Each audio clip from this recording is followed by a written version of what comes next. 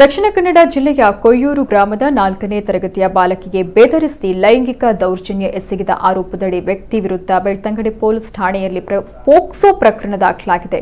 December 11ರಂದು ಮಧ್ಯಾಹ್ನ 9 ವರ್ಷ ವಯಸ್ಸಿನ 4ನೇ ತರಗತಿಯಲ್ಲಿ ವ್ಯಾಸಂಗ ಮಾಡುತ್ತಿರುವಂತಹ ಬಾಲಕಿ ಮನೆಗೆ ಮಧ್ಯಾಹ್ನ 2 ಗಂಟೆ ಸುಮಾರಿಗೆ ಆರೋಪಿಯು ತೆರಳಿ ನಿರ್ಮಾಣದ ಹಂತದಲ್ಲಿರುವ ಮನೆಗೆ ಕರೆದುಕೊಂಡು ಹೋಗಿರ್ತಾನೆ. ತನ್ನ ಮೊಬೈಲ್ನಲ್ಲಿದ್ದ ಅಶ್ಲೀಲ ಚಿತ್ರಗಳನ್ನು ತೋರಿಸಿದಾಗ ಬಾಲಕಿ ಹೆದರಿ ಕಿರಿಚುತ್ತಾಳೆ.